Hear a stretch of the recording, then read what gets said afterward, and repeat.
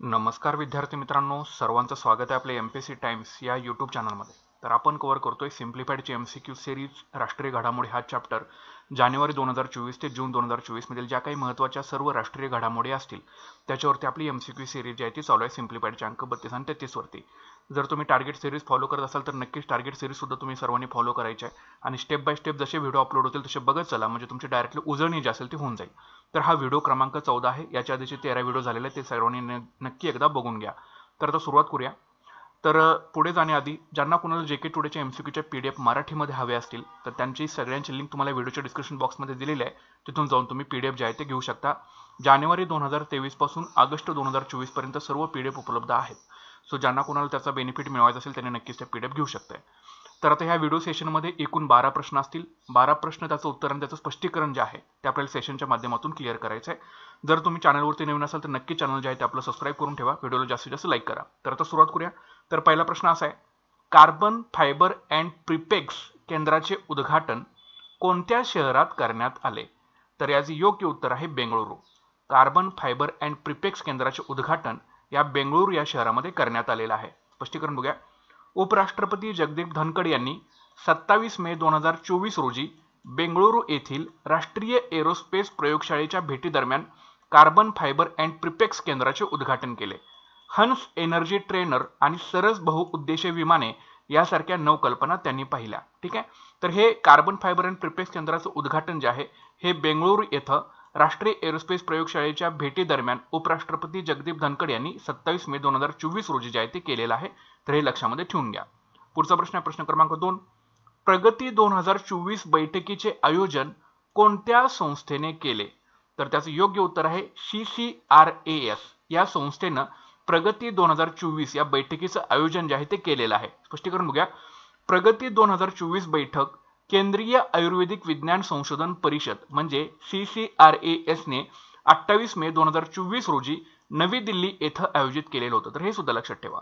प्रगतीचा अर्थ pharma research in Ayurgyan and techno innovation असा आहे। ठीक आहे, कधी कधी आयोग काय करतं, कुठलं ते एक वर्ड तुम्हाला विचारतं आणि त्याचा संक्षिप्त अर्थ काय तो आपल्याला विचारला होतो, त्याच्यामुळे आपण इथे घेतलेला आहे। तर प्रगतीचा अर्थ आहे pharma research in Ayurgyan and techno innovation आणि ही बैठक कुठे झालेली आहे? नवी दिल्ली या ठिकाणी झालेली आहे। CCRAS म्हणजे काय? केंद्रीय आयुर्वेदिक विज्ञान संशोधन परिषद, लक्षात ठेवा। पुढचा प्रश्न आहे प्रश्न क्रमांक 3, 1 जून 2024 पासून ड्रायव्हिंग लायसन्स मिळवण्याच्या प्रक्रियेत काय बदल करण्यात आलेले आहेत? तर याचं योग्य जे उत्तर आहे ते आहे अर्जदारांना खाजगीरित्या चालवल्या जाणाऱ्या ड्रायव्हिंग प्रशिक्षण केंद्रावर चाचण्या देण्याचा पर्याय जो आहे तो देण्यात आलेला आहे। तर 1 जून 2024 पासून ड्रायव्हिंग लायसन्स मिळवण्याच्या प्रक्रियेमध्ये अर्जदारांना खाजगीरित्या चालवल्या जाणाऱ्या ड्रायव्हिंग प्रशिक्षण केंद्रावर चाचण्या देण्याचा पर्याय जो आहे तो देण्यात आलेला आहे। तर स्पष्टीकरण बघा। वाहतूक आणि महामार्ग मंत्रालयाने ड्रायव्हिंग लायसन्स मिळवण्याची प्रक्रिया सुलभ करण्याच्या उद्देशाने नवीन नियमांची घोषणा केलेली आहे आणि नवीन नियमानुसार अर्जदारांना खाजगीरित्या चालवल्या जाणाऱ्या ड्रायव्हिंग प्रशिक्षण केंद्रावर त्यांच्या ड्रायव्हिंग चाचण्या देण्याचा पर्याय जो आहे तो देण्यात आलेला आहे, लक्षात ठेवा। पुढचा प्रश्न बघूया प्रश्न क्रमांक 4, अन्न आणि पोषण मंडळाचे विसर्जन कोणत्या मंत्रालयाच्या अंतर्गत करण्यात आलेलं आहे? तर याचं योग्य उत्तर आहे महिला आणि बाल विकास मंत्रालय, लक्षात ठेवा। तर अन्न आणि पोषण मंडळाचे म्हणजे FNB चे विसर्जन हे महिला आणि बाल विकास मंत्रालय अंतर्गत करण्यात आलेलं आहे। स्पष्टीकरण बघूया। अन्न आणि पोषण मंडळ महिला आणि बाल विकास मंत्रालयाद्वारे विसर्जित करण्यात आलेले आहे। हे मंडळ दिल्लीतील मुख्यालय असलेले आणि प्रादेशिक कार्यालय फरीदाबाद, मुंबई, कोलकाता आणि चेन्नई येथे होती। ठीक आहे, तर अन्न आणि पोषण मंडळाचं कार्यालय मुख्यालय कुठे होतं? तर दिल्लीमध्ये होतं आणि त्याची प्रादेशिक कार्यालय फरीदाबाद, मुंबई, कोलकाता आणि चेन्नई या ठिकाणी होती। FNB ची स्थापना मुळात कृषी आणि शेतकरी कल्याण मंत्रालयाच्या अंतर्गत करण्यात आली होती आणि 1993 मध्ये ते महिला आणि बाल विकास मंत्रालयाकडे हस्तांतरित करण्यात आलेलं होतं। तर निश्चितपणे हा सुद्धा प्रश्न तुम्ही लक्षामध्ये ठेवणं गरजेचं आहे। पुढचा प्रश्न बघूया। झिरो वेस्ट टू लँडफिल सन्मान प्राप्त करणारे भारतातील पहिले विमानतळ कोणते आहे? तर त्याचं योग्य उत्तर आहे तिरुवनंतपुरम आंतरराष्ट्रीय विमानतळ। तर zero waste to landfill ZWL सन्मान प्राप्त करणारे भारतातील पहिले विमानतळाचं नाव आहे तिरुवनंतपुरम आंतरराष्ट्रीय विमानतळ। स्पष्टीकरण बघूया। केरळमधील तिरुवनंतपुरम आंतरराष्ट्रीय विमानतळ झिरो वेस्ट टू लँडफिल सन्मान प्राप्त करणारे भारतातील पहिले विमानतळ ठरले आहे। या विमानतळाने लँडफिल्ड्समधील 99.50% कचरा वळवला आहे, ज्यात 100% प्लास्टिक आणि नगरपालिका घन कचरा समाविष्ट आहे. म्हणजे हे झिरो वेस्ट टू लँडफिल सन्मान प्राप्त करणारं भारतातील पहिलं विमानतळ कुठलं? केरळमधील तिरुअनंतपुरम आंतरराष्ट्रीय विमानतळ. तर हे न्यूज लक्षात ठेवा. पुढचा प्रश्न आहे, शॅलो ॲक्विफर मॅनेजमेंट मॉडेल कोणत्या महानगरपालिकेने प्रायोगिक तत्वावर हाती घेतले आहे? तर याचं योग्य उत्तर आहे ग्रेटर हैदराबाद महानगरपालिका. तर शॅलो ॲक्विफर मॅनेजमेंट मॉडेल हे ग्रेटर हैदराबाद महानगरपालिकेनं प्रायोगिक तत्वावर हाती घेतलेलं आहे. स्पष्टीकरण बघूया. ग्रेटर हैदराबाद महानगरपालिकेने शॅलो ॲक्विफर मॅनेजमेंट मॉडेल प्रायोगिक तत्वावर हाती घेतले आहे. तर शॅलो ॲक्विफर मॅनेजमेंटचं उद्दिष्ट भूगर्भातील पाणी कमी होणे, बोरवेल कोरडे होणे आणि शहरातील जलद पूर येण्यासारख्या समस्यांचं निराकरण करणे अशा स्वरूपाचे याचं उद्दिष्ट आहे.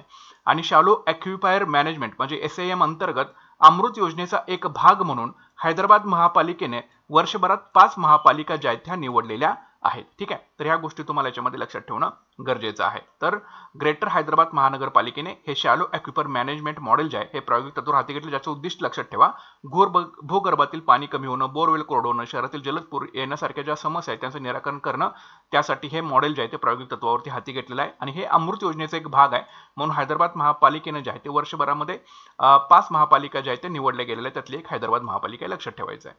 पुढचा प्रश्न बघूया. प्रश्न क्रमांक 7, श्री श्री रविशंकर यांना कोणत्या प्रांताच्या गव्हर्नरने स्टॅम्प प्रदान केले? तर याचं योग्य उत्तर आहे श्रीलंका. तर श्री श्री रविशंकर यांना श्रीलंका प्रांतांच्या गव्हर्नरने स्टॅम्प प्रदान जे आहे ते केलेले आहेत. स्पष्टीकरण बघा. श्रीलंकेतील भारतीय वंशांच्या तमिळांना 200 वर्षे पूर्ण झाल्याच्या स्मरणार्थ श्री श्री रविशंकर यांना प्रसिद्ध झालेले पहिले स्टॅम्प श्रीलंकेच्या पूर्व प्रांताचे गव्हर्नर सेंथिल थोंडामन यांनी प्रदान केले. ठीक आहे. श्रीलंकेतील भारतीय वंशांच्या तमिळांना 200 वर्षे पूर्ण झाल्याच्या स्मरणार्थ श्री श्री रविशंकर यांना प्रसिद्ध झालेले पहिले स्टॅम्प श्रीलंकेच्या पूर्व प्रांताचे गव्हर्नर सेंथिल थोंडामन यांनी प्रदान केलेले आहेत. लक्षात ठेवा. पुढचा प्रश्न बघूया. प्रश्न क्रमांक 8, कर्नाटकमधील मंगळूरू शहरात मानवी पावलांच्या ठशांचा पुरावा कुठे सापडला आहे? तर याचं योग्य उत्तर आहे बोल्लूर पन्ने कोटेडा बब्बू स्वामी मंदिराजवळील नैसर्गिक दगडावर. कर्नाटकातील मंगळूरू शहरात मानवी पावलांच्या ठशांचा पुरावा बोल्लूर पन्ने कोटेडा बब्बू स्वामी मंदिराजवळील नैसर्गिक दगडावरती सापडलेला आहे. तर स्पष्टीकरण बघा. कर्नाटकमधील मंगळूरू शहरातील बोल्लूर पन्ने कोटेडा बब्बू स्वामी मंदिराजवळील नैसर्गिक दगडावर मानवी पावलांच्या ठशाचा पहिला पुरावा सापडला आहे. हे पावलांचे ठसे इसवी सनाच्या पहिल्या किंवा दुसऱ्या शतकात तयार झाले असावेत असं म्हटलं जातं. प्राचीन भारताचा इतिहास जर तुम्ही वाचत असाल तर त्याच्याशी रिलेटेड हा करंट अफेअरचा प्रश्न आहे, निश्चितपणे लक्षामध्ये ठेवा. ठीक आहे.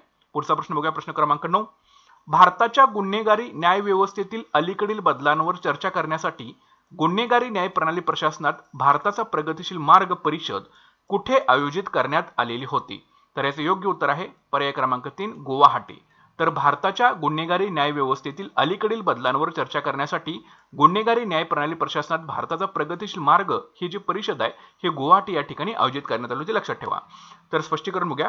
केंद्रीय कायदा आणि न्याय मंत्रालयाने आसाम सरकार सोबत गुन्हेगारी न्याय व्यवस्थेतील अलीकडील बदलांवर चर्चा करण्यासाठी गुवाहाटी येथे 18 ते 19 मे 2024 रोजी परिषद आयोजित केलेली होती. या परिषदेचं नाव गुन्हेगारी न्याय प्रणाली प्रशासनात भारताचा प्रगतिशील मार्ग अशा प्रकारचा आहे. India's progressive path in administration of criminal justice system, असं म्हणजे गुन्हेगारी न्याय प्रणाली प्रशासनात भारताचा प्रगतिशील मार्ग ही जी परिषद आहे ही गुवाहाटी या ठिकाणी 18 ते 19 मे 2024 रोजी जी आहे ही केंद्रीय कायदा आणि न्याय मंत्रालयाने आसाम सरकार सोबत जी होती ती आयोजित केलेली होती. लक्षात ठेवा. पुढचा प्रश्न बघूया. प्रश्न क्रमांक 10, भारताने स्माइलिंग बुद्ध ऑपरेशनचा एक भाग म्हणून पहिली अणुचाचणी केव्हा घेतली? तर याचं योग्य उत्तर आहे 18 मे 1974 रोजी. तर भारताने स्माइलिंग बुद्ध ऑपरेशनचा एक भाग म्हणून पहिली अणुचाचणी 18 मे 1974 रोजी घेतलेली होती. स्पष्टीकरण बघूया. भारताने 18 मे 1974 रोजी स्माइलिंग बुद्ध ऑपरेशनचा एक भाग म्हणून राजस्थानमधील पोखरण येथे पहिली अणुचाचणी घेतली. यासह भारत संयुक्त राष्ट्र सुरक्षा परिषदेच्या 5 स्थायी सदस्यांव्यतिरिक्त अणुचाचणी घेणारं पहिलं राष्ट्र बनलं. ठीक आहे. तर हे सुद्धा तुम्हाला लक्षात ठेवणं गरजेचं आहे. पुढचा प्रश्न आहे. प्रश्न क्रमांक 11, इंडिया स्किल स्पर्धा 2024च्या विजेत्यांना कुठल्या जागतिक कौशल्य स्पर्धेसाठी तयार केलं जाईल? तर याचं योग्य उत्तर आहे लिओन, फ्रान्स. तर इंडिया स्किल स्पर्धा 2024च्या विजेत्यांना लिओन, फ्रान्स येथे होणाऱ्या जागतिक कौशल्य स्पर्धेसाठी तयार केलं जाणार आहे. स्पष्टीकरण बघूया. इंडिया स्किल स्पर्धा 2024च्या विजेत्यांना सप्टेंबर 2024 मध्ये फ्रान्समधील लिओन येथे होणाऱ्या जागतिक कौशल्य स्पर्धेसाठी तयार केलं जाईल. स्किल से जीतेंगे दुनिया हे या स्पर्धेचं घोषवाक्य आहे. कौशल्य विकास आणि उद्योजकता मंत्रालयानं यशोभूमी नवी दिल्ली येथे उद्घाटन समारंभाचं आयोजन केलेलं होतं या इंडिया स्किल स्पर्धेचं. ठीक आहे. स्पर्धा 15 ते 19 मे 2024 दरम्यान जे आहे ते होणार आहे. कुठे होणार आहे? हे यशोभूमी नवी दिल्ली या ठिकाणी. तर या गोष्टी तुम्हाला लक्षात ठेवणं याच्यामध्ये गरजेचं आहे. ठीक आहे. पुढचा प्रश्न बघूया. प्रश्न क्रमांक 12. हिमाचल प्रदेशच्या सिरमौर जिल्ह्यातील चुरधार दरीतून भारतीय वंशांच्या 2 अमेरिकन महिला ट्रेकरची सुटका कुणी केली? तर याचं योग्य उत्तर आहे भारतीय लष्करानं. तर हिमाचल प्रदेशच्या सिरमौर जिल्ह्यातील चुरधार दरीतून, आता चुरधार दरी लक्षात ठेवावं लागेल आपल्याला, तर या भारतीय वंशाच्या 2 अमेरिकन महिला ट्रेकरची सुटका कोणी केली? भारतीय लष्कराने केलेली आहे. तर स्पष्टीकरण बघूया. 11 मे 2024 रोजी हिमाचल प्रदेशच्या सिरमौर जिल्ह्यातील चुरधार दरीतून भारतीय वंशांच्या 2 अमेरिकन महिला ट्रेकरची सुटका भारतीय लष्कराच्या चॉपरने केली. चुरधार शिखर दरी आणि बाह्य हिमालयातील सर्वोच्च ठिकाण आहे. चुरधार शिखर दरी जी आहे ही बाह्य हिमालयातील एक सर्वोच्च ठिकाण आहे. तर या चुरधारच्या शिखरची उंची बघा 3747 मीटर म्हणजे 11,965 फूट इतकी उंची या चुरधार शिखराची आहे. चुरधार शिखराची लक्षात ठेवायचं आहे तुम्हाला, त्याची उंची लक्षात ठेवा. ठीक आहे. तर अशा प्रकारचे एकूण 12 प्रश्न आहेत. सर्वांना आय होप सगळे प्रश्न समजलेले असतील. तर व्हिडिओला तुम्ही जास्तीत जास्त लाईक करत चला. ज्यांनी चॅनल सबस्क्राईब केलं असेल त्यांनी नक्कीच चॅनल सबस्क्राईब करून घ्या, म्हणजे व्हिडिओ अपलोड केल्यानंतर त्याचं नोटिफिकेशन तुम्हाला मिळून जाईल, तुमचा वेळ वाचेल. ठीक आहे. आणि ज्यांना कोणाला जीके टूच्या पीडीएफ मराठीमध्ये हवे असतील तर त्यांना लिंक डिस्क्रिप्शन बॉक्समध्ये दिलेली आहे. तुम्ही जाऊन तिथून सगळ्या पीडीएफ ज्या असतील त्या घेऊ शकता. त्याचे महत्त्वाचे सोर्सेस आहेत. ओके. आणि करंट अफेअरची टार्गेट सिरीज सुद्धा सर्वांनी मनापासून फॉलो करा. त्याचा तुम्हाला निश्चित परीक्षेमध्ये फायदा झाल्याशिवाय राहणार नाही. तर भेटूया पुढच्या व्हिडिओ सेशनमध्ये. Thanks for watching guys and all the best.